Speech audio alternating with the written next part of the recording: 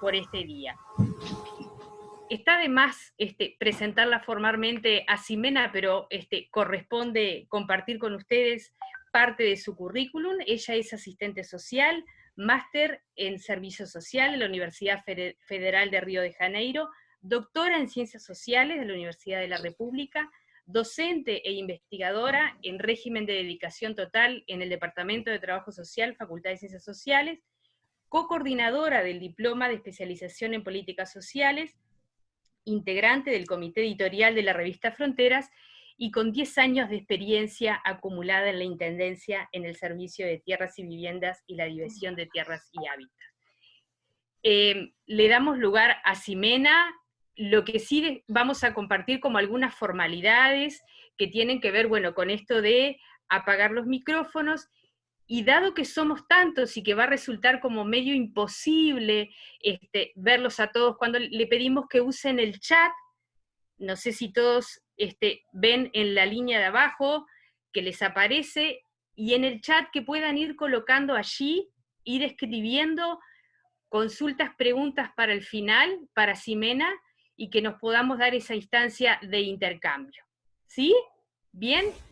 Ximena, muchísimas gracias, y bueno, tenés la palabra.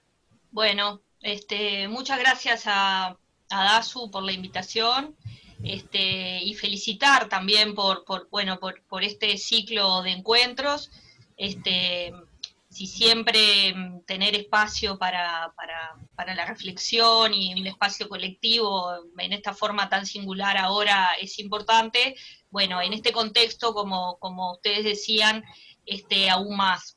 Y bueno, y en este día especial también celebrar y saludar, y bueno, y en tanto desde el Departamento de Trabajo Social, que es donde yo hoy trabajo, mandar un saludo. Ya fue enviado por Adela Claramú, la directora, un saludo para Dacio y para el colectivo profesional, bueno, destacando ¿no? la singularidad del contexto, que no solo tiene que ver con el coronavirus, sino, bueno, con el cambio de gobierno, las decisiones que se vienen tomando en materia de políticas sociales y que afectan a varios colectivos, pero entre ellos, sin duda, a los trabajadores sociales y a las poblaciones y sujetos con los cuales trabajamos preferentemente, y bueno, y el esfuerzo de generar espacio de reflexión y de articulación conjunta. Así que también quería eso, que llegara el saludo y la felicitación del departamento.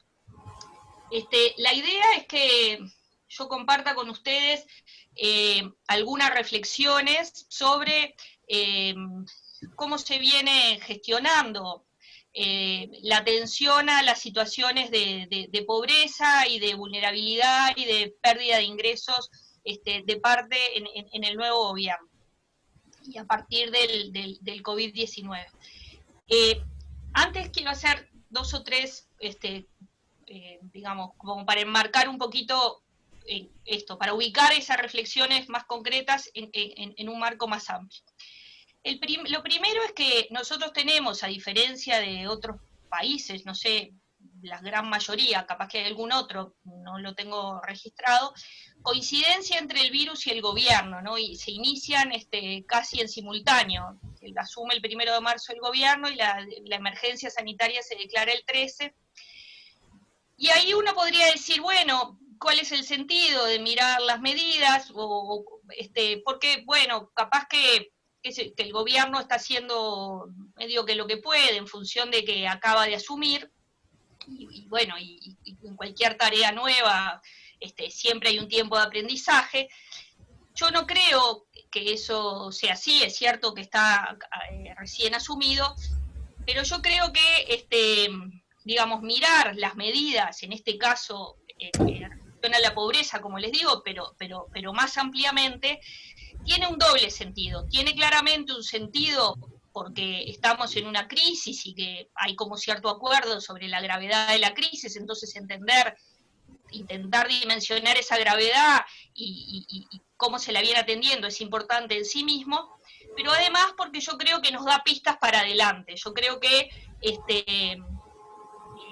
digamos, esta gestión, como la respuesta al coronavirus va mostrando la manera en que el gobierno entiende, la mirada del gobierno sobre la realidad. Pues uno hará la valoración que le parezca, si le parece buena, mala o regular, pero quiero insistir en esto, de que, digamos, la mirada y la preocupación que yo tengo tiene que ver con esto, con que nos da pistas, y en mi caso, y ya por eso es la preocupación, creo que son pistas complicadas.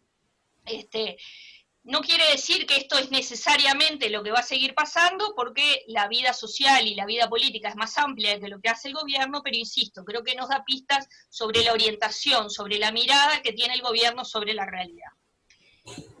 ¿Sobre qué cosa más en concreto, en el caso de lo que yo, digamos, donde voy a colocar?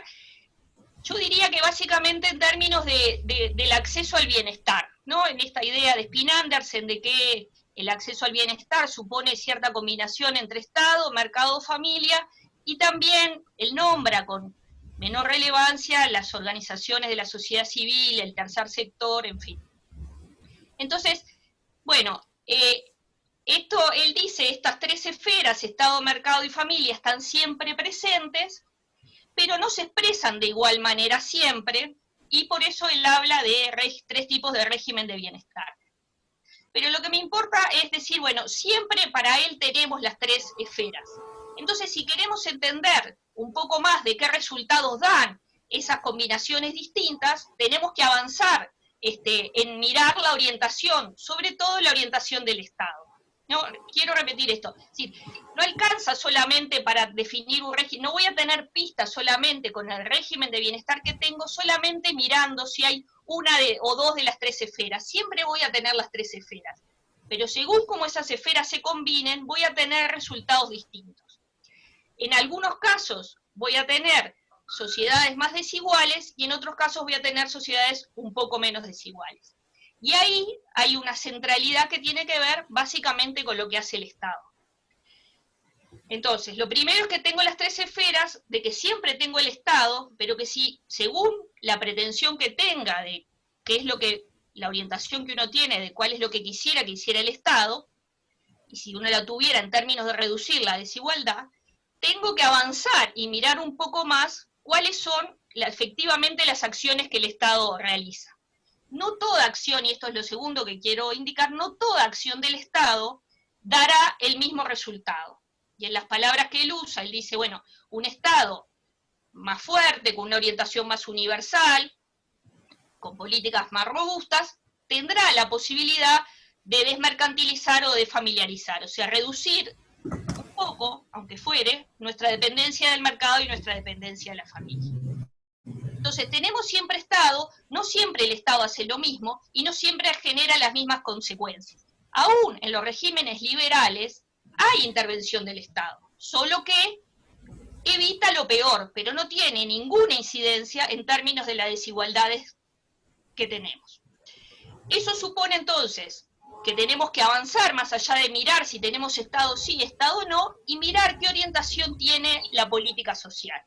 Entonces, en ese sentido, es muy importante mirar lo que se hace en la política social, porque nos va a estar dando pistas en este sentido. Si habrá más o menos efecto en términos, si habrá alguna incidencia en términos de la desigualdad. Y además, la política social es muy importante de mirar para nosotros, porque es fuertemente nuestro espacio de inserción profesional. Entonces, ¿qué es lo que esté pasando con la política social? Importa mucho, tanto por lo que la política social es como mecanismo de provisión de bienes y servicios, como además nuestro espacio ocupacional. Y tanto también por nuestro espacio ocupacional estrictamente, como por cómo estaremos demandados en la realidad por los sujetos, con los barrios, las familias con los que trabajemos, y cuáles serán los recursos que esas políticas movilizarán o no. Bueno, yo esto, y con ese marco y ese contexto, digamos, de decir, bueno, siempre tenemos Estado, pero tenemos que avanzar para mirar qué es lo que ese Estado efectivamente hace, qué es lo que la política social hace, entonces para pensar cuáles pueden ser los efectos que eso genera, entrar entonces en el tema más directamente del COVID y su gestión. Y yo ahí voy a separar la presentación en yo diría que cómo se configura como problema el COVID y cómo se configuran las respuestas. Lo primero es que nosotros tenemos desde el 13 hasta fin de abril, claramente, un poco más leve en lo que va de mayo, una explosión mediática del gobierno, ¿no? Digamos, el formato conferencia de prensa toma un gran lugar. Yo me tomé el trabajo de contarlas hasta el 1 de mayo, desde el 13 de marzo al 1 de mayo hay 50 días y hay 34 conferencias que son largas, que están en el horario del informativo central, que además se extiende, porque en vez de las 7 empieza a 6:30 y va hasta las 9:30, 3 horas de informativo, que después se repite al mediodía y que se repiten los programas y que repite la radio, en fin. Tuvimos, como digo, fuertemente hasta el 1 de mayo, ahora un poco menos, una gran presencia mediática. Entonces, esa presencia mediática, tanto para construir qué cosas se construyen como problema y de qué manera, como para anunciar las respuestas que se vienen dando. En términos de la construcción del problema, yo creo que hay problemas por la manera en que se lo construye, y diría que básicamente tiene 3 elementos.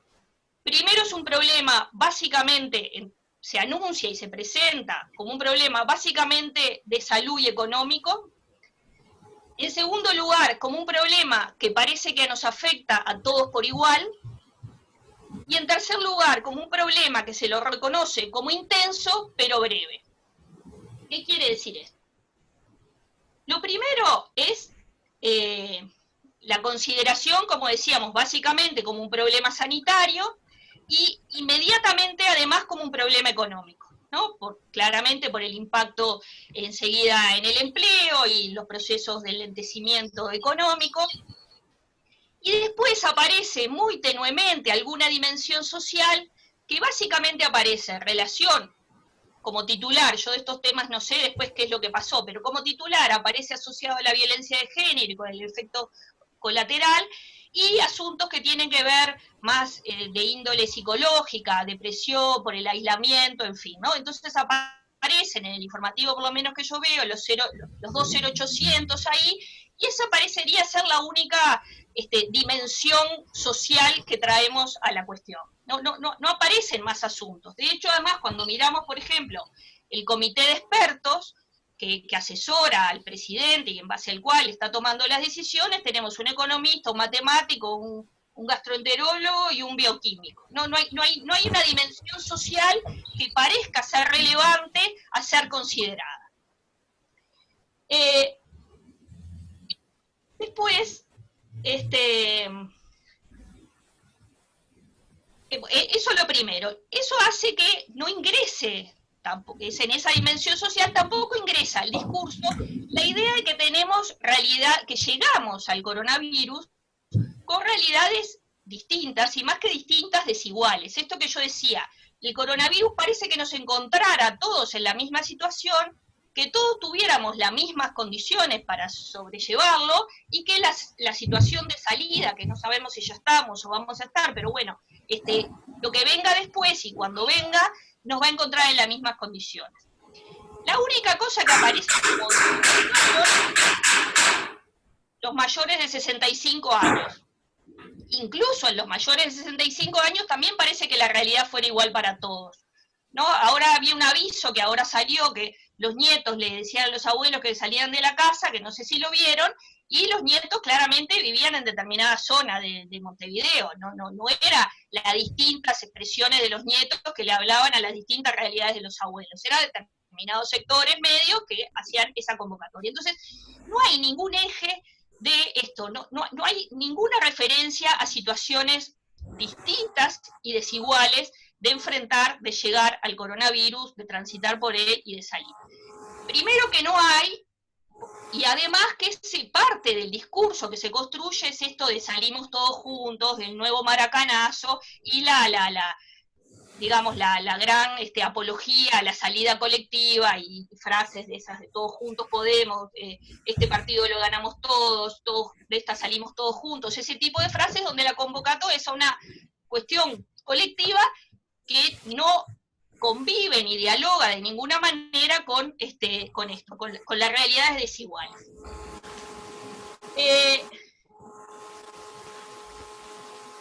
digamos, ¿qué supone las realidades desiguales? No se las tengo que explicar a ustedes, ¿no? Hay miles de expresiones de la desigualdad, habitacionales para estar adentro toda la cantidad de tiempo que estamos, para el aislamiento, para la conexión a internet, en fin, para el cuidado, mil cuestiones. Pero donde me quiero detener, y porque tiene que ver con las medidas que se han desarrollado, sobre todo en lo que tiene que ver con el trabajo y el ingreso. El COVID instala una realidad en la que muchas personas en muy poco tiempo pasan a quedar o sin trabajo o con ingresos reducidos. Y esto es importante. ¿Por qué? Por la centralidad que tiene el trabajo y tienen los ingresos, pero además porque es también un aspecto de la realidad en torno al cual podrían desarrollarse medidas más fuertes de lo que se vienen desarrollando. Quiero decir, si uno vive en una casa chica, en una casa en malas condiciones y sin acceso a saneamiento, lo que fuera, la solución de eso supone una logística de mayor complejidad que generar mecanismos de garantías de ingreso. Es otro tipo de respuesta de política la que supone. Entonces, esto, lo que repito, hay mucha gente que en muy poco tiempo queda sin trabajo o sin ingresos o con reducidos los ingresos de manera importante y por tanto en la pobreza o con riesgo muy serio de estarlo, que sería una acción de la cual se podrían tomar medidas más fuertes de lo que se las vienen tomando. Eso es, entonces,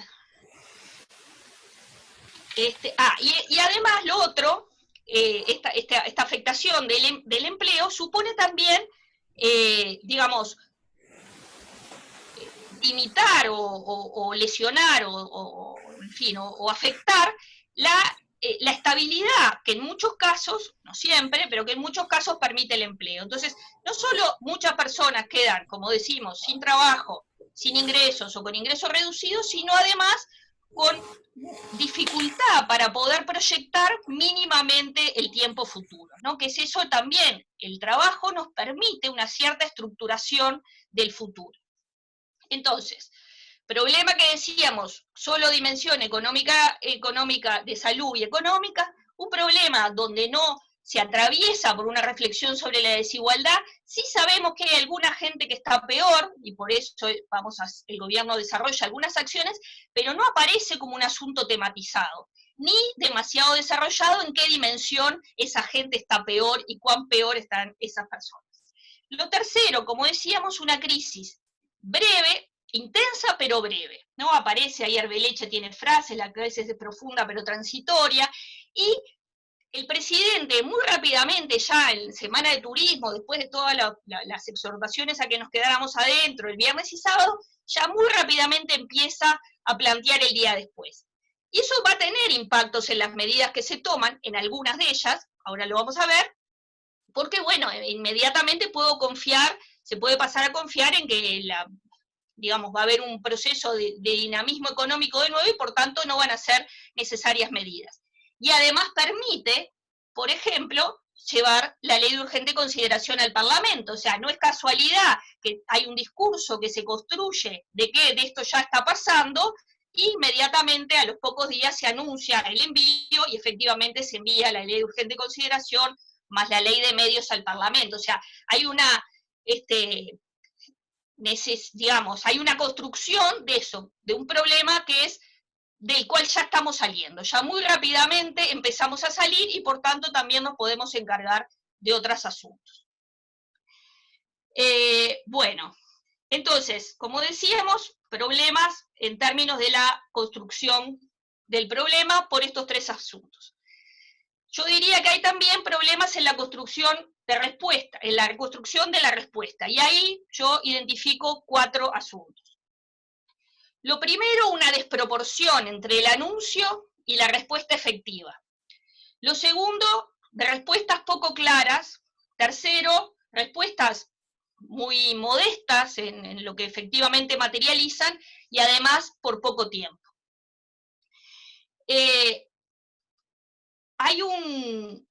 yo les decía esto de las conferencias de prensa, que tenemos 34 en 50 días, de esas 34 hay 10 en las que se anuncian algo de estas medidas en torno a la pobreza y la falta de ingresos. Pero en 10 que se habla de ellas. Y entonces esa sensación de un gobierno haciéndose cargo aparece, ¿no? Yo digo que hay una lógica del anuncio y del anuncio de lo anunciado. Anuncia que va a anunciar, anuncia que va a decir mañana, la ministra dice que va a transferir la plata, el otro que la aplicación del teléfono, después anuncia que ayer habían anunciado, en fin. Entonces, si uno no presta una atención, que no podemos estar prestando atención todo el tiempo, uno dice, los escucha todo el tiempo hablando, y como digo, la conferencia de prensa, cuando estamos todos metidos en nuestra casa, ahora capaz que estamos menos preocupados, pero en abril estábamos muy preocupados, escuchábamos mucho el informativo, no teníamos mucha otra cosa que hacer, estábamos todo el día metidos adentro, bueno, entonces eso parece que hay es esto, la sensación de un gobierno haciéndose cargo, se instala, y uno tiene que tomarse un poco más el trabajo de decir, bueno, a ver qué pasa acá, qué es lo que hay. Cuando uno hace este ejercicio de decir, ¿será tanto lo que está haciendo? Bueno, no, esto que yo digo, hay una desproporción entre lo que se anuncia y la respuesta. Y yo diría que la respuesta articula 4 elementos, algunos por acción directa y propia y exclusiva del gobierno, otros por dejar hacer y otros combinados con actores privados que empiezan a ser parte de la respuesta para atender, en este caso, la pobreza. Y repito lo que yo le decía al inicio, yo creo que esto es un anuncio de lo que va a ir viniendo. ¿Cuál es la medida que gestiona directamente el gobierno? Básicamente la ampliación de la TUS y de la FAM, ¿no? Esa es una medida que se anuncia, bien, la duplicación. En el otro extremo, en términos de dejar hacer, tenemos las ollas populares, que surgen muy rápidamente, y ¿no? Que uno dice ahí, esto es absolutamente contrario a las indicaciones en términos del aislamiento que se están haciendo, que se entienden, pero no hay ninguna indicación que tienda mínimamente a desalentarlas o a buscar alguna otra alternativa. El Ministerio de Salud Pública y el MIDES lo que hacen es un protocolo, e incluso el ministro de Desarrollo Social en más de una oportunidad las valora y las rescata como expresiones de la solidaridad. ¿Qué son? Pero no solo son eso, digamos, son también una indicación, yo quiero insistir en esto, de la manera de vuelta, como decía hace un rato, de por dónde pensamos, por dónde piensa el gobierno, que pasarán el Estado, el mercado y familia a jugar en el acceso al bienestar y a la protección social. El tiempo que destinan los informativos a cubrir las ollas populares no es para mostrar la expresión solidaria de la sociedad uruguaya. Hay un rato muy largo que todos los días los informativos destinan a mostrar qué bien como, de nuevo, los uruguayos respondemos ante la crisis solidariamente. Sin que nos horroricemos de decir la cantidad de gente que para comer precisa ir a pararse a la olla popular. Eso quedamos encandilados por la primera expresión, que es cierta, pero no con el drama que esconde. Y como digo, yo no creo que sea casualidad el tiempo que los informativos le destinan a las ollas populares. Las otras dos acciones, yo decía que la respuesta son 4 cosas, la TUS, las ollas, no por una acción directa, digamos, pero sí por dejar hacer sin ninguna dificultad. Lo otro son las canastas y las donaciones. Si ustedes miran la página del MIDES, desde principio de abril, tiene una buena parte de su página ocupada por el formulario para las canastas y por una parte, un portal de donaciones, ¿no? La canasta pasa a tener centralidad en la respuesta. Y yo creo que también, digamos, parte yo creo de lo que tenemos que hacer el ejercicio de pensar por qué tiene tanta centralidad la canasta, pero que de alguna manera también expresa, yo creo, esta respuesta que ahora vamos a ver es absolutamente residual, porque es la idea del plato de comida, es la idea de la respuesta en el límite de la sobrevivencia. Entonces la canasta tiene centralidad para el MIDES, tiene 2 modalidades, la canasta en sí misma y la aplicación está por celular, pero además tenemos sectores empresariales que se organizan generosamente para hacer donaciones, donde también hay canastas UI, Unidos para Ayudar, Elegí Ayudar, en dos de esas, en una con la primera dama, en otra con la candidata a la intendencia, que uno dice, bueno, cada uno privadamente se organice como quiera y haga lo que quiere. Dos de ellos plantean en sus páginas que van a donar al Mides. O sea, hay una vinculación como una parte de un conjunto de respuestas. Yo creo que es parte de lo quiero pensar así, yo lo veo como un conjunto más amplio de respuesta que supone estos elementos. Como les digo, el Mides organiza un portal y no una mesa de gestión de las donaciones, donde la gente dona y no sé qué, y toda la explicación para organizar las donaciones. O sea, hay una gestión activa en ese sentido. Además, una cosa muy interesante, por decirlo de algún modo, hay una entrevista a Martinelli, que es el director general de Secretaría del Mides, donde le hacen una pregunta en relación a este estudio que sacó el Instituto de Economía sobre los 100.000 personas en la pobreza, y él contesta, dice, bueno, sí, más o menos puede ser ese estudio, porque entre otras cosas no están contando las donaciones que el ministerio está recibiendo y estamos repartiendo. Más allá de que no hay manera que la donación afecte, y no habría manera, porque además ahora vamos a ver esto, no sabemos las donaciones a dónde van, pero hay una centralidad que en el discurso, de nuevo, construye el gobierno en términos de la respuesta. La respuesta es este conjunto, las transferencias, pero que no tienen mucha relevancia en el discurso, lo que en general uno los ve con entusiasmo hablando sobre las canastas y además las donaciones. El tercer elemento, ya no sé cuál, es que,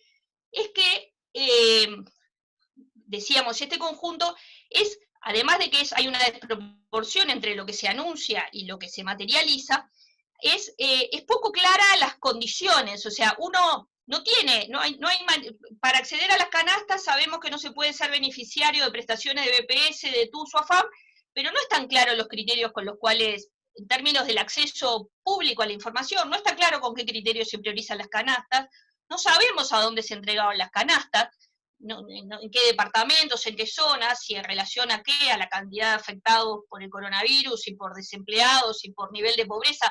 No hay ese dato, estará guardado, pero no es un dato público que uno pueda tener. Y tampoco con las donaciones. Ese gran portal de donaciones tiene 7 archivos adjuntos de cómo donar, cómo recibir, qué remito firmar, qué cosa hacer. No hay un solo criterio sobre qué es lo que se recibió, porque hay insisto, la donación privada, cada uno la gestiona privadamente. Acá hay una mediación pública, no sabemos qué se donó, no sabemos si yo quiero que me donen algo, cómo tengo que hacer, y no sabemos con qué criterios se resolvieron después las donaciones. No hay claridad, no hay manera. Con la información, insisto, pública, la tendrá guardada el Mides bajo 2 llaves, o ninguna llave, capaz que está libre para si uno va al Mides, pero si uno no trabaja dentro del Mides, no accede a esa información. Lo que sí es claro es que estamos hablando de un monto irrelevante, ¿no? Eso,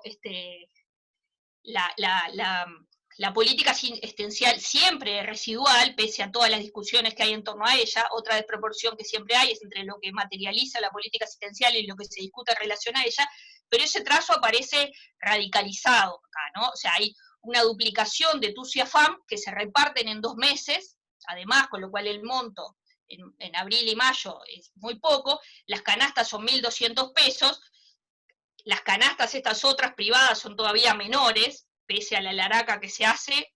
La de canastas UI son 250 pesos, o sea, 250 pesos, ¿no? Digamos, es muy impresionante en esto, en términos de la señal que se va dando, ¿no? De esto que yo digo, de la respuesta mínima y extremadamente asociada a la sobrevivencia, a estar vivo, que sin duda es importante. Si no estamos vivos, nada viene después, pero el umbral de expectativas parece extremadamente bajo. Entonces, sin ser claras, son claras en que son extremadamente poco. Y además, yo les decía, son por poco tiempo.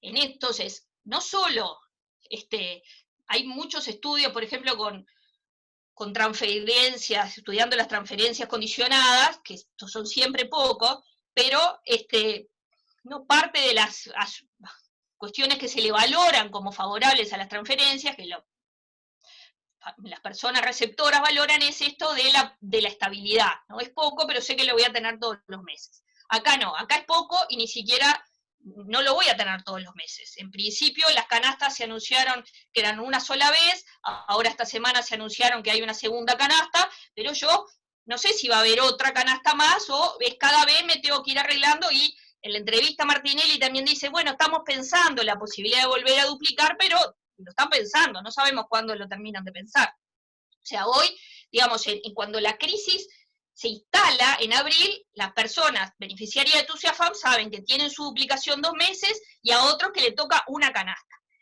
Y es importante porque, digamos, esa organización temporal no es la misma que hubo para el Fondo Coronavirus, por ejemplo. ¿No? El Fondo Coronavirus se resuelve por 2 meses con posibilidad, si se mantiene la emergencia, automáticamente sigue 2 más. O sea, ahí el Poder Ejecutivo tiene una proyección de algo que puede durar 4 meses, pero no para definir estas transferencias. Ahí no hay una definición de un horizonte. Yo no sé, hoy agarro esto y no sé lo que va a venir después. Bueno, en ese combinado, digamos así, yo diría que es una respuesta que claramente no dialoga con la realidad, con los datos de la realidad. Ahí hay algunos documentos de la CEPAL que está sacando, que son para América Latina, pero que señalan 2 o 3 cosas. Una, el efecto catastrófico sobre el trabajo, por desempleo, por mayor informalidad, por mayor precariedad, etcétera, etcétera, eso sin duda, y automáticamente un efecto sobre la pobreza. O sea, los datos son de aumento de la pobreza, hay escenarios de máxima y de mínima, en todos los escenarios son de un aumento muy importante del número de pobres y un aumento de la desigualdad. Y ese es el diagnóstico y las indicaciones que hace la CEPAL, digamos, y dice, hay que hacer un esfuerzo muy grande para que esto no termine como en los 80 y la dramáticamente famosa década perdida. Y eso supone, dice la CEPAL, la intervención del Estado. Y supone 2 escenarios. Por un lado, garantías de ingresos, fortalecer las transferencias, fortalecerlas en cantidad y definiendo al menos 3 meses o 6, digamos, o un horizonte deseable de 6, y además fortaleciendo la intervención más universal del Estado. Dice las 2 cosas, tenemos que generar respuestas de corto plazo, porque también hay una insistencia en la importancia de la rapidez y la contundencia de la respuesta, ¿no? Eso, hay como mucho acuerdo en lo rápido que uno se cae en la pobreza y lo difícil que significa es para salir. Entonces, la necesidad de una respuesta rápida y contundente en el sentido de lo que se materializa, que no es lo que viene pasando acá. Uno podría decir, bueno, fue capaz relativamente rápida, pero claramente insuficiente. Y como les digo, también para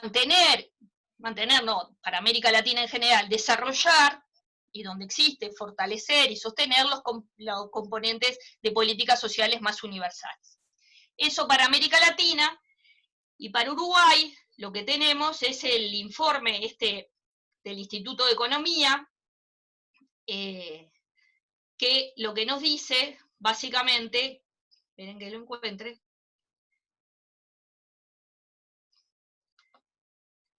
que ellos hacen el ejercicio de decir, bueno, miran abril, hacen unas simulaciones, hay una parte que es un poco difícil o imposible de entender, pero bueno, hay unas partes que se entienden y otras que no, pero bueno, uno sigue, y básicamente ellos lo que intentan decir es cuántas personas, cuál es la estimación de crecimiento de la pobreza, y cuán ajustada están las respuestas que viene llevando adelante el gobierno. Y lo que dicen son 3 cosas. El número de hogares y personas pobres se incrementa muy rápidamente, y de ahí sale este número de 100.000 pobres. Hay distintos escenarios según cuánto sea el crecimiento, más o menos, pero digamos, en un caso son 97.000 y en otro caso 120, o sea, unos 100.000 pobres que tenemos. En segundo lugar, dicen las medidas que ha llevado el gobierno, sobre todo la duplicación de las transferencias, es una medida acertada pero insuficiente. O sea, el impacto, dado el plazo y dado los montos que genera sobre la pobreza, es muy bajo. O sea, no es que no genere ningún efecto, sin eso la situación todavía sería peor, pero es muy dramática, está completamente desajustada a la realidad difícil que tenemos.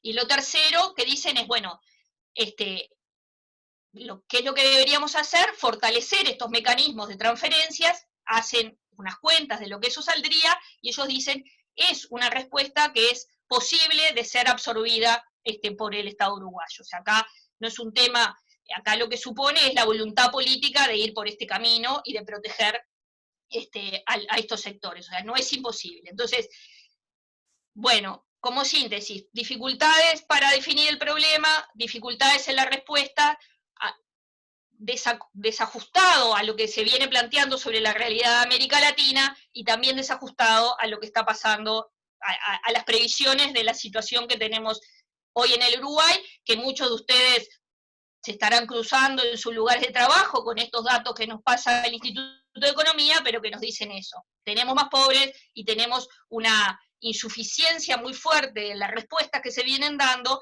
y tenemos, insisto, no es, digamos, es una respuesta que puede ser absorbida y que además tenemos los mecanismos para hacerlo, que eso es lo otro. No hay una institucionalidad, hay manera de eso, de ampliarlo, de fortalecerlo a las familias que ya lo cobran y de ampliarlo. No es que hay que salir a inventar una institucionalidad. O sea, acá la pregunta es por qué no se elige ese camino y se elige repartir canastas. Bueno, cada uno podrá tener la interpretación y explicación de eso, pero claramente hay una decisión en ese sentido, ¿no? O sea, las orientaciones uno las ve por las cosas que se deciden y también se ve por las cosas que se deciden no hacer. Acá claramente hay una decisión de no ir por el camino de fortalecer las transferencias. Y sí, como les digo, parecería más un entusiasmo importante por las canastas, que es lo que toma centralidad en el discurso y en la respuesta. Bueno, por aquí.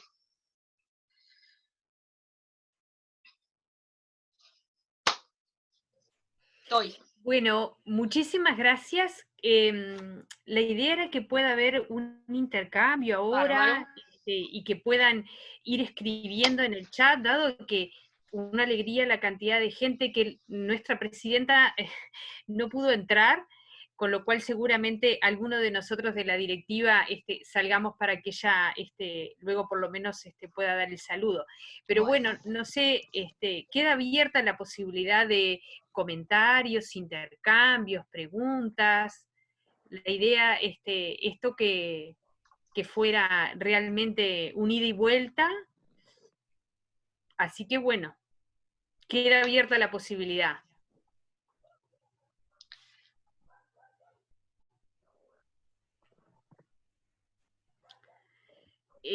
Muchos están comentando que celebran esta instancia. Para nosotros fue todo un desafío.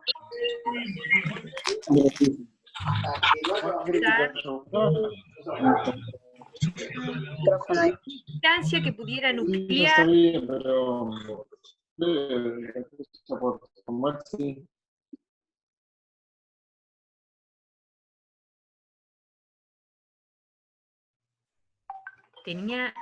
Tenía apagado. A ver, les estaba diciendo que los comentarios que están poniendo en el chat tienen que ver con el celebrar esta instancia. Felicitan especialmente a Ximena, ilumina y nos ayuda en nuestro trabajo, muy buena conferencia. Pero bueno, no sé, insistimos en la posibilidad de intercambiar. No sé si puedo hacer alguna intervención. Bien. Quería preguntarle a Ximena, con respecto a, bueno, en función también de su experiencia en el campo de las políticas sociales y sobre todo en el desarrollo académico, cómo ella vislumbra y visualiza el sistema de protección social uruguayo de cara a estos próximos 5 años, también tomando en cuenta alguna de las transformaciones que se vienen produciendo o algunos anuncios también confusos por parte del propio Ministerio de Desarrollo Social, que tiene esto de la ambivalencia de dar de baja algunos programas, pero al mismo tiempo que no. ¿Cómo ves vos en función de las diferentes matrices de protección social que podemos tener a partir de tanto los análisis de Pina Andersen o también de Fernando Figueiras? Eso.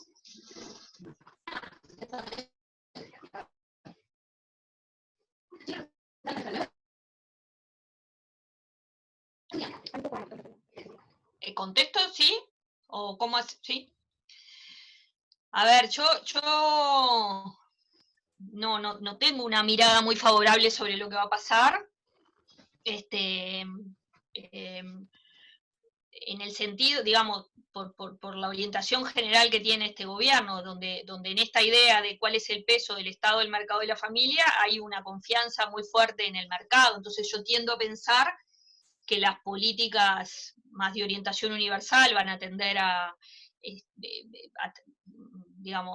debilitarse, no va a haber un fortalecimiento, y no solo por una cuestión si hay más recursos, menos crecimiento, o sea, no solo por las posibilidades y esta cuestión del viento de cola, y si los gobiernos, los 15 años estos, fue porque había crecimiento solo.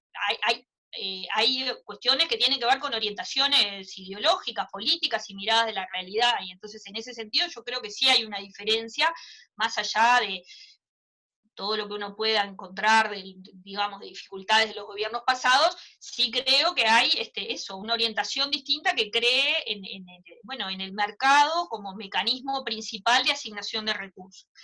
Entonces creo que se va a ver afectado de manera muy importante las políticas más universales. Con el MIDES creo que lo que va a pasar, pero no creo el MIDES va a estar afectado, me parece, va a estar afectado de una manera singular. Las orientaciones liberales conviven sin dificultad con cierta transferencia a los más pobres, digamos, esto que decíamos, el Estado está presente y en los regímenes liberales está, y está,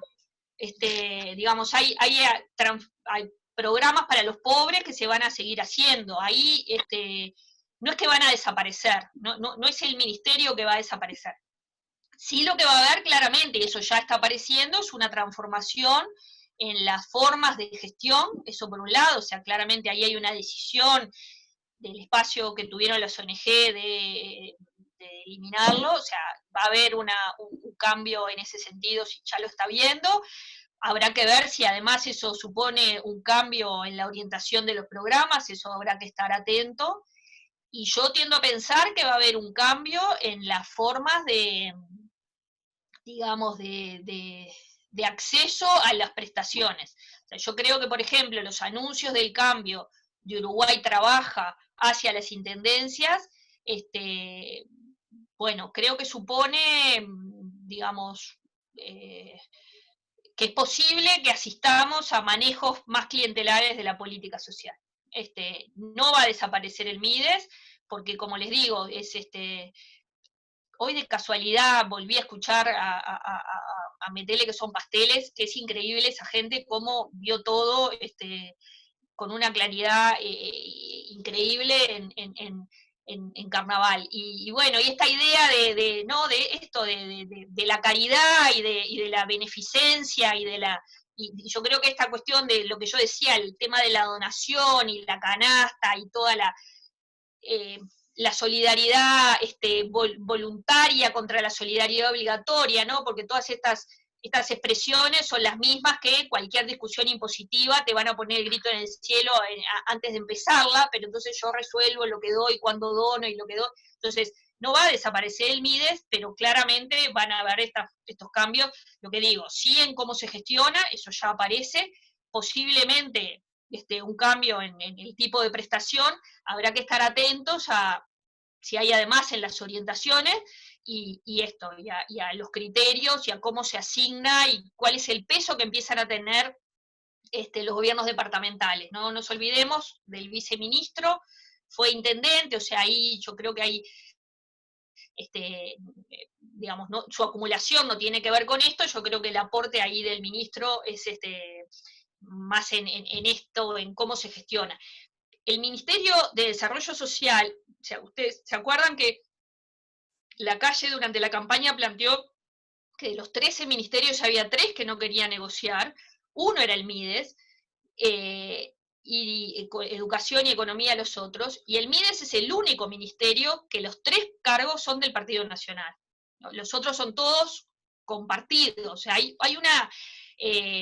una intención muy firme de parte del Partido Nacional en relación con el MIDES, que es no desaparecerlo, pero sí claramente transformarlo. Y bueno, y nada, y ahí sí lo que hay es digamos, un alto impacto en términos de espacio ocupacional. Eso sin duda, o sea, hay muchos colegas que estarán ahora quedándose sin trabajo, y eso es, y de otras profesiones, pero digamos, en nuestro caso, sin duda. Y hay un problema serio, además, en ese sentido. Bien. Le damos la palabra a María Decia, que había compartido por acá en el chat. Mary, tenías una pregunta. Leo lo que habías compartido. Sí, era una pregunta en realidad para Jimena, porque Sí. digo, viste que se habla mucho de la nueva normalidad, ¿no? Entonces, esta nueva normalidad en relación a lo que planteaba Tabaré la vez pasada en la intervención esa, que bueno, no sé, el documento no lo conozco, pero él hablaba de una nueva realidad, que tiene mucho que ver con lo que tú estás hablando, ¿no? ¿Cómo lo vinculás, cómo lo interpretás con todo esto? No sé si te queda clara la pregunta. No, a ver, no, a ver, a ver, la nueva realidad o la nueva, en términos de, por eso, de la protección, del sistema de protección social o de políticas sociales, creo que va a ir por ahí, con muchas dificultades además en el mundo del mercado de trabajo, por la propia situación y de nuevo, por la misma orientación. O sea, hoy se anunció ya que se suspenden las convocatorias a los consejos de salario por un año, hay los anuncios de no aumento de sueldos y de jubilaciones. En esa, digamos, entonces, bueno, eso ya sabemos lo que trae, digamos, no hay ningún descubrimiento a hacer, o sea, librados, digamos, al mercado, lo que tiende a hacerse es a reproducirse la desigualdad. Si hay algo que de alguna manera lo atenúa y durante un tiempo es el Estado, pero acá vamos a un Estado debilitado, con lo cual, bueno, eso tenderá a recaer la protección en las familias y en las expresiones de la sociedad civil, ahí sí, no estas empresariales que estarán un tiempo y después desaparecerán, y eso ya sabemos cuál es el resultado. Después a mí eso me cuesta pensarlo más en términos de la sociabilidad y que no esto de nuestra vida a través de Zoom, eso me cuesta ya más como imaginar cómo va a ser, no logro imaginarme cómo va a ser nuestra vida en unos meses para adelante, si vamos a seguir así, cada uno metido en su casa o viéndonos un poco en el trabajo, no sé. Pero en esta cuestión, eso, en términos del bienestar, la nueva normalidad es una realidad complicada. No tengo ninguna expectativa y en ese sentido tengo la peor de las sospechas. Me encantaría equivocarme, pero no creo, porque además no hay evidencia que muestre que librados al mercado nos va bien. No hay. Entonces, y no lo hubo acá, y bueno, y hay una voluntad de restringir, hay combinado además con las modificaciones en toda la administración de la seguridad, el combo yo no lo veo con ningún horizonte de optimismo. Ojalá me equivoque y dentro de un año tenga que venir a decir, llamen a otra persona que tenga alguna idea. Queda grabado, Jimena. Queda grabado esto. No sé, ojalá, me encantaría, pero bueno. no me importaría decir, miren cómo la erré, porque eso supondrá que hay menos gente con vidas muy dramáticas. Claro. Y nada, y me parece que ahí, digamos, siempre pasa lo mismo, ¿no? En los escenarios en que estamos más exigidos a pensar, también estamos más exigidos nosotros en nuestra propia vida, por nuestras propias condiciones como trabajadores, y para los que están en la primera línea de batalla por estar ahí. Pero yo creo que siempre creo y que tenemos que poder hacerlo más de lo que lo hacemos, como el trabajo social trae las otras voces de la realidad que no aparecen, ¿no? Es decir, esto de ver el desgarro de la vida, más allá, digamos, esto, el IECOR nos genera una aproximación de la realidad, hay otra forma, tenemos que completar esa mirada con, bueno, qué supone esto en las vidas de las personas en concreto hoy y qué es lo que va a suponer en los próximos meses y el próximo año.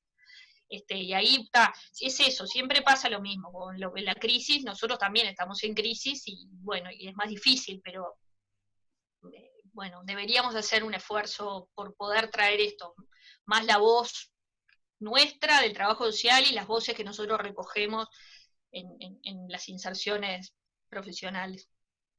Bien, creo que el siguiente comentario del chat tiene que ver con esto, que comparte uno de los participantes, y dice, a mí me surge la pregunta de cómo se para el trabajo social en este contexto, cómo llevar adelante la intervención con los lineamientos que vienen desde el gobierno o cómo resistir a ellos. A ver, yo creo que hay dos cosas. Hay una que me parece que es cualquiera de las dos cosas supone, digo, hay una dimensión que es individual, pero claramente supone una dimensión colectiva que deberíamos fortalecerla, tanto desde el departamento como desde ADASO, como el vínculo, digamos, hay algo bueno, eso, de siempre la voz y la resistencia, hay que pensarla en colectivo. Hay una cuestión, esto que yo decía, que tiene que ver con la voz. Ahí, bueno, no sé, estos espacios, por ejemplo, colaboran en ese sentido. Tenemos que pensarlos, no sé, buscar formas hoy en un sentido es más fácil, pensar formas de escribir, de publicar, de difundir, de generar espacios. Digamos, esto en un sentido se vuelve más sencillo, yo que sé, que tener que buscar un salón, no sé, aprovechemos, digamos, la parte que nos deja esto como de saldo favorable y de dar expresión ahí. Después, en términos de las orientaciones y la resistencia, bueno, ahí es un tema más complejo. Ahí hay una cuestión que tiene que ver, para empezar, con las condiciones de trabajo. No es lo mismo resistir cuando uno es un funcionario contratado, no sé qué, presupuestado del Estado, a cuando uno tiene un contrato eventual por 3 meses evaluable. Digamos, eso es una realidad que es así, y uno no puede, yo no le voy a pedir digamos, un acto de inmolación a gente que además tiene que sobrevivir. Entonces ahí absolutamente es clave la dimensión colectiva, es decir, de la respuesta y la resistencia colectiva. Y yo creo que parte, digamos,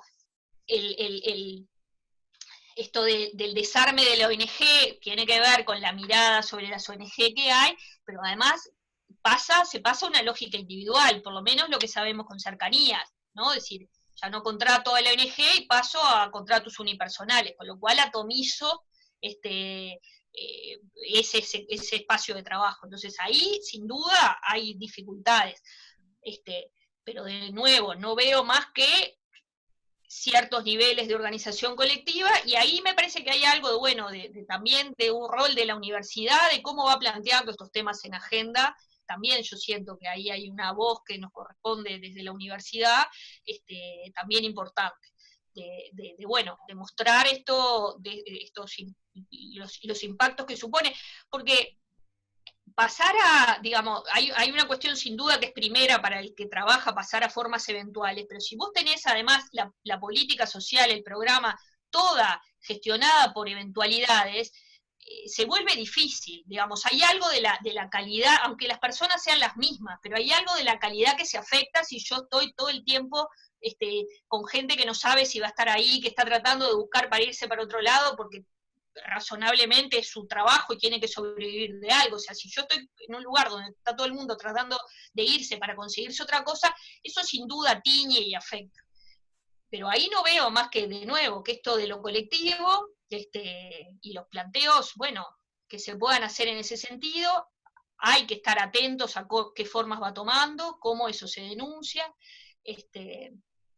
Sí, es un tiempo complejo, porque además esto,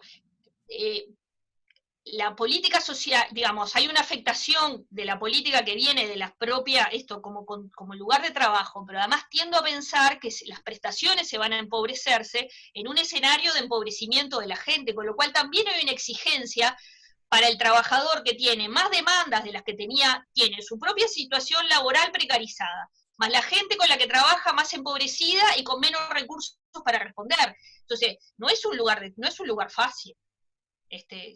Yo no estoy ya en esa línea, pero digo, para quienes están, sin duda es un lugar complicado, donde la administración de la sobrevivencia es agotadora, la propia y la de las personas con las que uno trabaja.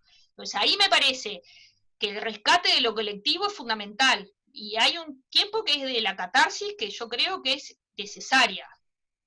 Hay que trascenderla, pero en un momento tenemos que decir, sí, no puedo más con esto. Y eso es, de nuevo, es el colectivo, es generar y fortalecer espacios colectivos.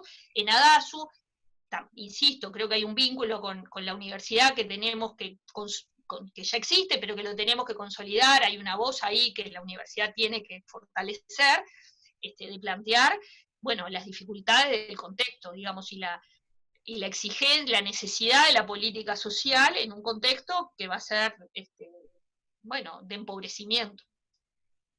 Bien. Lucía también comparte en la misma línea, me sumo a esa pregunta, dice, ¿qué mecanismos y estrategias podemos desarrollar como colectivo profesional?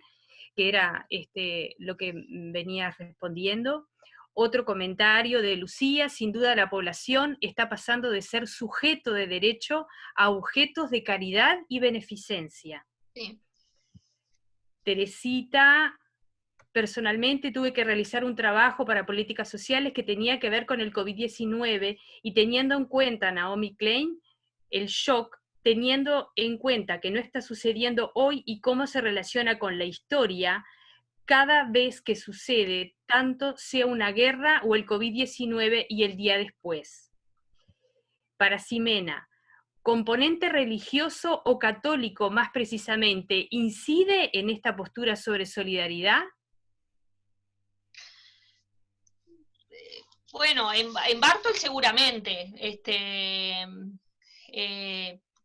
por su, digamos, él vi algunas declaraciones de él, de esto de la conmoción de la solidaridad.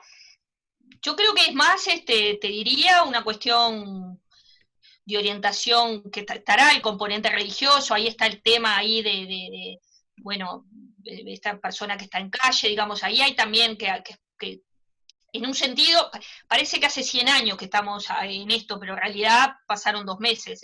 Digamos, cuando uno mira, dice, bueno, no pasó tanto, yo siento que hace 100 años que estoy encerrada y 100 años que estoy con este gobierno, pero en realidad pasaron 2 meses y quedan 5 años por delante. Pero yo creo que es más un tema te diría más fuertemente, de esta orientación, de construir discursos alternativos al Estado. De mostrar, no hay, yo ahora me agoté, pero vi mucho el informativo, y bueno, y es esto lo que se muestra, la olla, la canasta, la donación, o sea, hay ahí un trabajar de que finalmente quien resuelve mejor es la sociedad civil que el Estado. Y siempre la sospecha del Estado, y el gasto ineficiente, y eso, ¿no?, también asociado con el Mides y todo lo que se gastaba. Entonces, es instalar la idea, no quiere decir que no hubiera 1000 cosas para arreglar del Mides, no es eso, pero sino que es un paquete que trabaja no en la mejora de la política pública, no en la mejora de la acción del Estado, sino en residualizarla, y mostrando siempre, también acá, que los privados lo hacen mejor. Entonces, que lo que tenemos es que ampliar ese espacio, y ampliar el espacio de las canastas, y ampliar el espacio de las donaciones. Yo creo que es eso, que hay una orientación política en eso, y de cuál es el lugar del Estado, básicamente, y el lugar del mercado. Y después, por defecto, el lugar de la familia. también ahí con otros componentes sobre la familia, pero no sé si son los centrales hoy, pero sí básicamente de debilitar el Estado y de residualizarlo aún más, digamos, en la atención a la pobreza y volverla todo lo discrecional que se pueda. Yo creo que ese es el otro componente. Insisto con esto de Uruguay Trabaja, yo creo que hay que estar atentos a ese movimiento, no es casualidad, no es inocente, no es con un ánimo de descentralizador para fortalecer la descentralización. Yo creo que ahí hay una intención de reducirla, debilitar a los profesionales que trabajan ahí y volverlo lo más discrecional posible. De nuevo, bien, veremos, pero eso es lo que me parece hoy en función de lo que vamos viendo. Bien. Verónica, quisiera introducir el rol de las intendencias y el rol profesional más allá del mandato institucional. Sí, a ver, yo creo, sí, yo creo que hay espacio, que no somos reproductores mecánicos de indicaciones que nos dan, eso creo que hay un espacio de autonomía profesional, creo que hay un espacio para la resistencia, creo que hay un espacio para plantear miradas alternativas, sin duda, pero creo que eso está también mediado, bueno, si uno trabaja por la posibilidad de hacer planteos más colectivos y no sé qué, pero también fuertemente por las propias condiciones de inserción laboral. Insisto, no es lo mismo si uno hacer un planteo en donde sea, cuando uno es un funcionario presupuestado, que si uno está contratado como unipersonal por 6 meses o por 3 y renovable, no sabemos en base a qué criterio. Son realidades distintas, y en todo caso lo que habrá que hacer es cómo se apoya y cómo se trae más la voz y cómo se denuncian determinadas cosas o cómo se plantean determinadas cosas. Bien. Insisto, sin duda hay un espacio profesional, que siempre, que ojalá siempre sea lo más colectivo posible, por supuesto, no estamos obligados, digamos, no somos eso, marionetas que reproducimos sin más lo que alguien nos dice.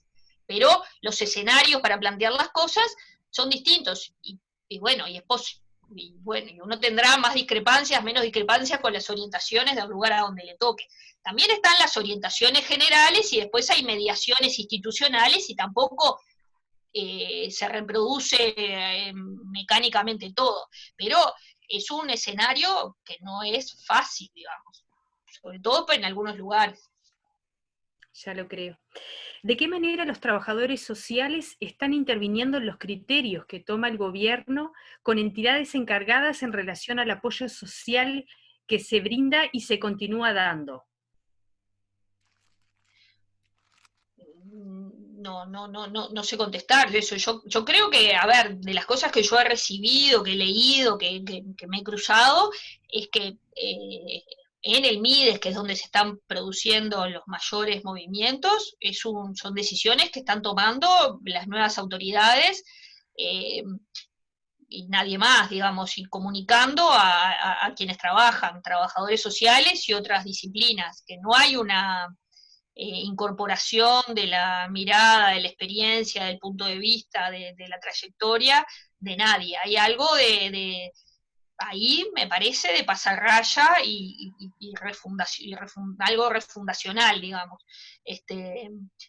No sé en otros lados, pero del MIDES, que es lo que está más en el tapete, eso no me parece que sea una voz que vaya a estar muy escuchada en general, no creo que solo sea con los trabajadores sociales, diría con los profesionales en general. La sensación es esa, es que está resolviendo entre pocos y después comunicando.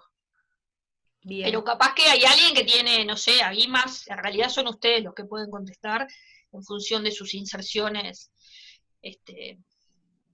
concretas, pero de lo que escuché y lo que he intercambiado con alguna gente es eso. Bien, bueno, te siguen saludando y celebrando la instancia que ayuda a pensar. Preguntan para DASU si está desarrollando acciones en cuanto a la precarización del trabajo social, responderles que sí. De hecho, tuvimos los días atrás una convocatoria para las filiales del interior y colectivos con la idea de tomar insumos, para que sí, la idea es siempre unirse para iniciar acciones en conjunto, que era un poco esto lo que Ximena planteaba también, y bueno, ni que hablar que desde ADASU necesitamos sumar fuerzas de cada uno de ustedes para que realmente tener el peso que quisiéramos tener como asociación, aún más, ¿verdad? Bien, trabajo en cercanías, me siento muy identificada con lo que Ximena está exponiendo. Es una modalidad, Robinson, es una modalidad de la acción social de los gobiernos latinoamericanos utilizar la pobreza y el objeto de lo que se entrega como acto mediático. Esto es reforzado por un patrón cultural católico hispano que enarbola lo dado y la filantropía. Saludos desde Santo Domingo. Viste, las cosas que permite la tecnología. Tal cual, y te cuento que más arriba había un saludo desde Panamá. Oh, mirá. Bien, Ximena, la intervención profesional se complejiza. ¿Puede ser un camino para forzar la interdisciplina?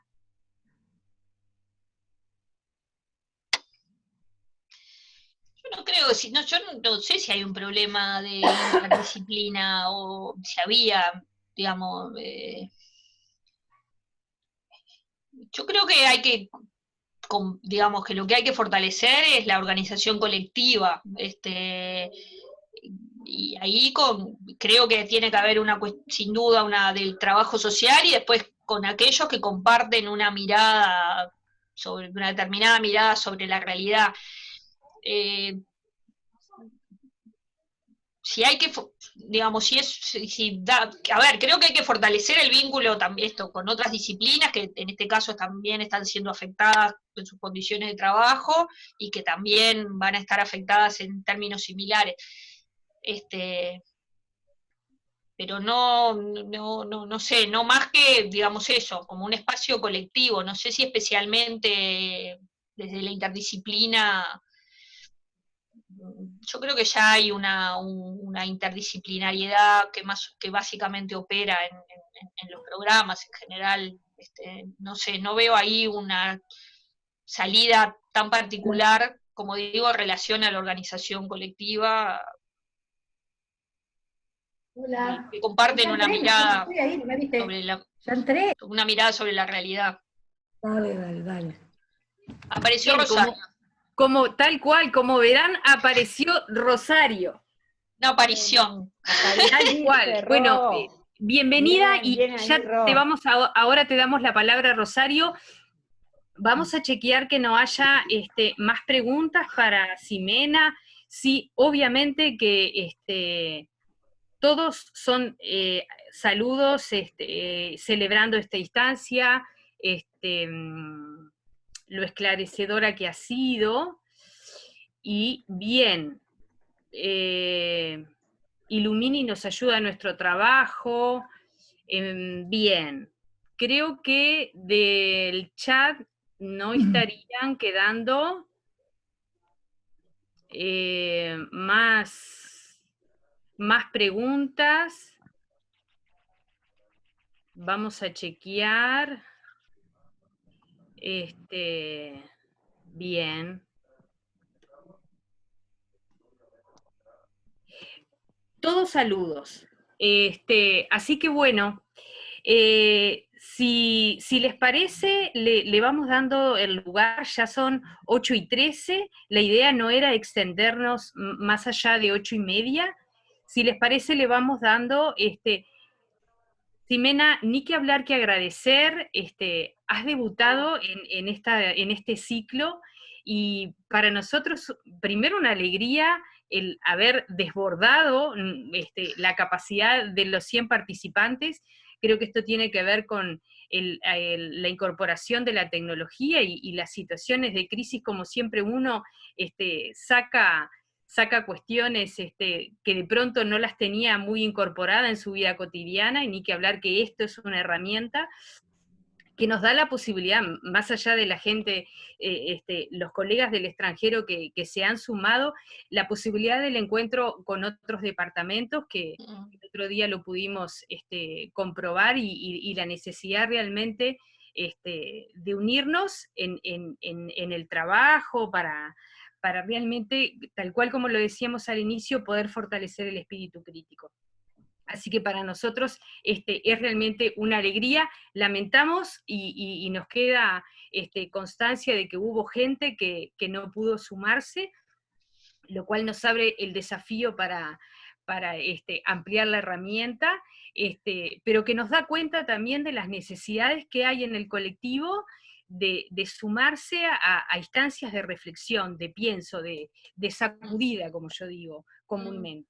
Así que bueno, agradecer nuevamente en nombre de toda la directiva Ximena tu participación, que sin dudar enseguida nos diste el sí, así que para nosotros es como muy importante haber contado con tu participación. Muchas gracias, y le doy el lugar a la señora presidenta Rosario, que finalmente logró sumarse después de tanta espera. Así que gracias a todos por participar. Bueno, hola a todas y a todos. En primer lugar les pido disculpas por no haber estado desde el inicio. Hoy me toca estar en un lugar profesional un poco particular, porque yo desde hace 1 año y medio más o menos estoy en la subdirección general del Instituto Técnico Forense del Poder Judicial, y en realidad tengo la dirección de todas las profesiones, no solo del trabajo social, médicos psiquiatras, calígrafos, contadores, bueno, todo lo que se le ocurra. Y en el día de hoy había pedido para salir más temprano, pero bueno, hubo una urgencia con una persona, un paciente psiquiátrico, que fue del Hospital Libertad de Bo con una medida sustitutiva de presentarse una vez por mes frente al Poder Judicial, a los psiquiatras, para hacerle un seguimiento de su situación de libertad. Y bueno, la persona llegó descompensada, el psiquiatra entendió que esa persona tenía que ser hospitalizada, y no encontrábamos quién se hiciera cargo, ¿ah?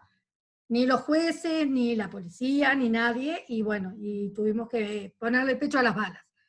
Hasta que, bueno, se pudo resolver y yo estoy acá. Digo, simplemente como anécdota para también mostrar las endebleces de los sistemas de cuidados, ¿no? Digo, que no es un tema exclusivo del Poder Judicial, ni del trabajo social. Cuando uno espera una respuesta del Estado y el Estado no aparece. Pero bueno, esto simplemente como anécdota para pedirle disculpas. La segunda disculpa es porque, bueno, nosotros hicimos un contrato con Zoom que, bueno, que nos superó, y bueno, lo arreglaremos lo más pronto posible para que en la próxima instancia se pueda sumar más gente. Yo a Ximena la había escuchado anteriormente en una presentación que ella hizo, que me pareció muy interesante, y por eso fue que decidimos convocarla, por la acumulación que ella tiene en investigación en políticas sociales. Entonces, bueno, en primer lugar saludo la presencia de todas y todos.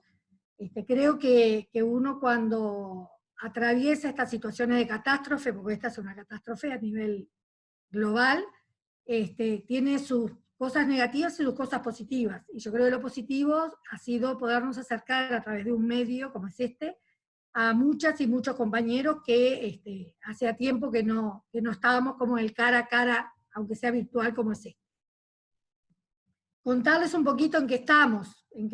Estamos tratando de poder dar respuesta con las fuerzas que tenemos a un sinnúmero de situaciones que nos han desbordado, porque bueno, todos sabíamos a lo que nos íbamos a enfrentar en esta nueva coyuntura respecto, bueno, a las políticas públicas dirigidas a determinados sectores de la población. Yo creo que esta pandemia ha permitido de alguna manera poner el pie en el acelerador a cuestiones que nosotros pensábamos que iban a ser más graduales, frente a la poca capacidad de respuesta que hay, de respuesta presencial, esos recortes se han precipitado. Concretamente, respecto a algunos programas y algunas propuestas que tuvo el gobierno de izquierda en los últimos 15 años, se han visto recortadas profundamente, recortadas, desmanteladas, como quisiéramos llamarle, en esta instancia. Concretamente ahora hay un llamado, creo que todos han podido, todos y todas han podido ver, que ha habido un llamado para el programa Cercanías. Nosotros, en el día de hoy, yo he pasado casi todo el día, además de trabajar, conectándome con el abogado de ADASU.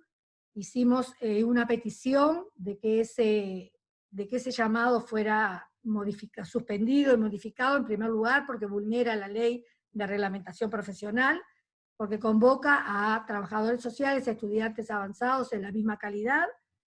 Nosotros creemos que sí, que los estudiantes avanzados deben de tener sus oportunidades, pero no en la misma condición que los profesionales, que tenemos la habilitación para ejercer. Pero bueno, la petición de ADASU es solo una petición. A los efectos de poder presentar un recurso administrativo, debemos hacer un recurso que tenga nombre y apellido. Para eso nosotros el día de hoy el abogado de ADASU hizo un recurso que lo vamos a firmar a algunos de los directivos para presentarnos ante el MIDES para intentar modificar las condiciones de ese llamado. Asimismo, en la nota de petición nosotros planteamos la creación de cargos para intentar derribar o modificar la situación de precarización laboral en la cual se convoca. Pero bueno, en los próximos días les iremos contando cómo vamos avanzando en este sentido. Bueno, un poco la propuesta que tenemos como ADASU es de que ADASU pueda dar su opinión a nivel público. Estamos pensando en hacer una presentación para mandar a los medios de comunicación. En estos días estamos trabajando en ese sentido con la comunicadora. Y bueno, precisamos colegas, sabemos que es difícil convocarnos presencialmente, pero creo que esta herramienta nos permite poder sumar gente. Supongo que lo habrán planteado los compañeros al principio, estamos participando de la Comisión de Solidaridad de la Intersocial, espacio convocado por el PIT-CDT y otras organizaciones sociales, pero liderado por el PIT-CDT. También estamos trabajando ahí con 12 colegas. Y bueno, yo no quiero extenderme, pero bueno, ADASU es un espacio colectivo, necesitamos todos y todas. Queremos fortalecer nuestra herramienta gremial. Tenemos un grupo de colegas, yo agradezco a mis compañeros de directiva, digo, que han puesto el cuerpo desde el inicio de nuestra gestión que debería haber terminado, debería estar terminando ahora, que por un tema, bueno, sanitario seguramente haya que correr las elecciones para un tiempo después. Hoy estaríamos cerrando, o mañana estaríamos cerrando el Congreso Nacional, que tampoco se pudo hacer, y estamos planteando fechas junto con la facultad, con el Departamento de Trabajo Social y el Departamento de Trabajo Social de la UCU, para plantear fechas para el año próximo. Un congreso que nosotros queremos que sea un congreso, más allá de la importancia que tenga desde la presentación de ponencias y opiniones de los diferentes espacios, que sea un espacio de pronunciamiento del trabajo social uruguayo. Respecto, bueno, agradecemos los saludos de la Federación Internacional, por eso están participando colegas de otros países, porque en realidad nosotros hicimos pública esta convocatoria. También recibimos y agradecemos el comunicado y la nota que nos mandó el Departamento de Trabajo Social. Y bueno, yo no me quiero extender mucho, estoy muy cansada además, y en realidad el speech que había presentado se me desarmó en mi cabeza a lo largo del día. Pero bueno, les agradezco a todas y a todos, los convoco a estar cada día más cerca de ADASU. Les cuento que ADASU ha crecido notoriamente en afiliaciones, tanto de egresados como de egresadas como de estudiantes. Y bueno, los esperamos en la próxima instancia, que va a ser el 22, va a ser una instancia que fue convocada por la filial Salto, que es una filial fuerte. que va a ser en realidad, va a tratar un poco más el tema regional, pero es importante también escuchar la opinión de todas y todos. El 29 va a haber una nueva instancia en la que fueron convocadas colegas que ocupan lugares importantes a nivel político, tanto de la fuerza de izquierda como del partido de gobierno. Estamos esperando algunas definiciones, algunas participaciones. Hemos tenido en el Facebook algunos comentarios diciendo que Adasu está flechada, que es un espacio de izquierda. Adasu no es un espacio de izquierda, Adasu es un espacio gremial, que reivindica, ¿tá?, los derechos de todas y todos los ciudadanos, con críticas al gobierno de izquierda cuando hubo que hacerlas, con agradecimientos o felicitaciones o aprobaciones de lo que hizo el gobierno de izquierda. Lo mismo haremos con el gobierno que hoy nos dirige, que es un gobierno de derecha, al cual aceptaremos y apoyaremos las cosas que nos parezcan pertinentes y las que no nos parezcan pertinentes.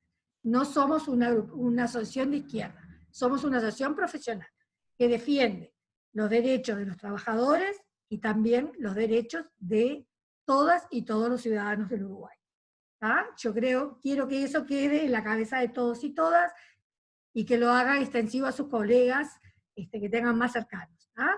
Nosotros de ninguna manera somos complacientes con ningún gobierno, ni con los de izquierda ni con los de derecha. Somos eso, ¿no? Lo que acabo de decir. Así que bueno, les agradezco a todas y a todos, les pido nuevamente disculpas por la demora en el ingreso, y bueno, y nos felicito en nuestro día. Nada más. Bien. Les comentamos que esta instancia la estamos grabando, la idea es poder obviamente editarla y hacer como un producto fácilmente digerible para compartir con quienes estuvieron, pero a su vez con quienes quedaron sin posibilidades de participar.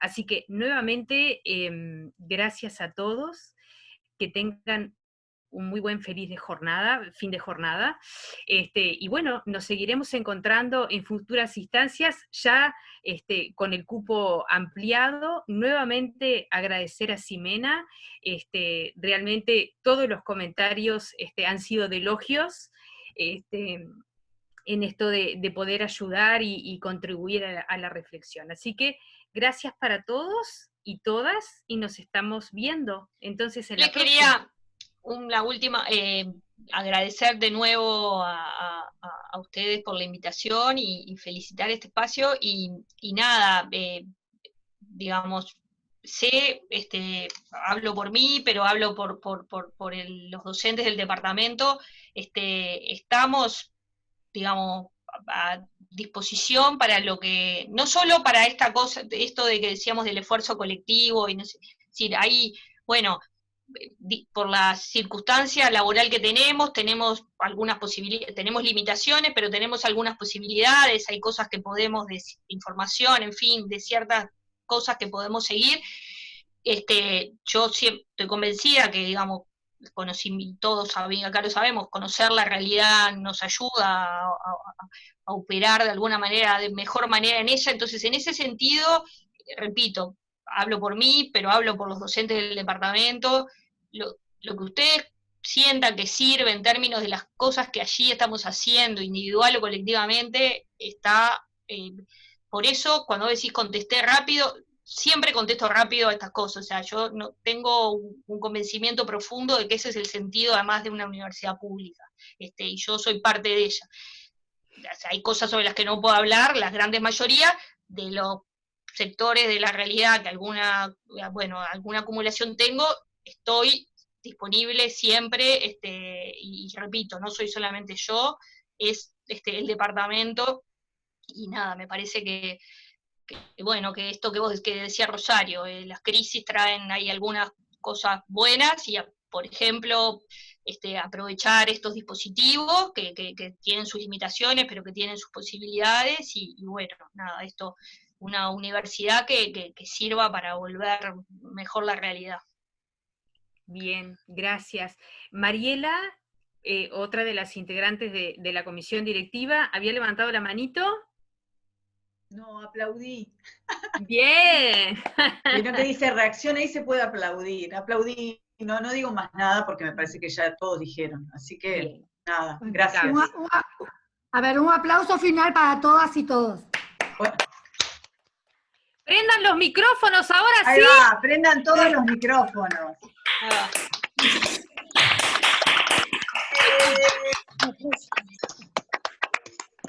Buenas noches. Chao. Saludos desde Panamá. Para todos. Gracias. Gracias.